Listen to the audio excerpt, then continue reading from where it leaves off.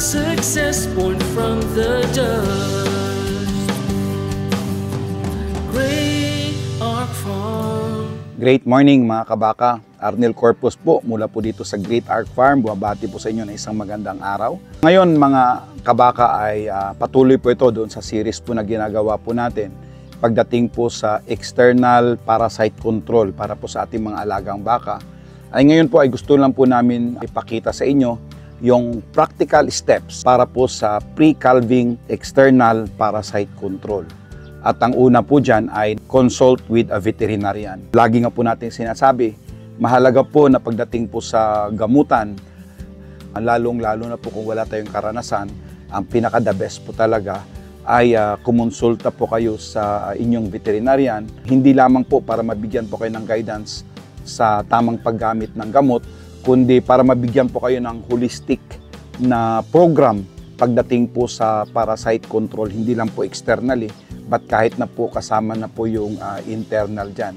Kasi napakahalaga po na mayroon po tayong plano pagdating po dyan sa pagkontrol po ng mga parasites sa ating alagang baka. At ang pangalawa po dyan ay use quality products. Again, kailangan po ninyo ang payo ng veterinarian para po mabigyan po kayo ng guidance. Kasi may mga gamot po minsan dyan na hindi po credible.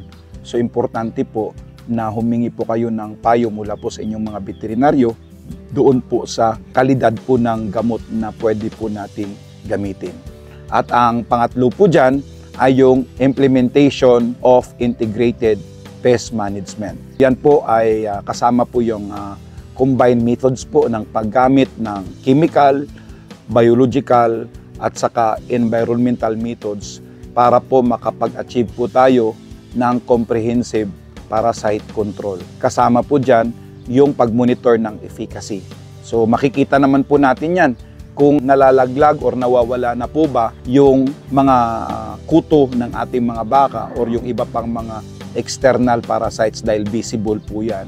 So importante po yan. So mga kabaka, sa pamagitan po ng pag-implement ng comprehensive external parasite control program, ang mga cattle breeders po ay masiguro na ang kanilang mga baka ay or kanilang mga bakang babae, yung heifers at saka cow, ay nasa best possible condition for calving. Ito po ay proactive approach na hindi lamang nai-improve yung pangangatawan at saka productivity ng ating mga baka, pero ito rin po ay nagsusuporta sa well-being at saka development po ng mga hindi pa nating pinapanganak na mga calves.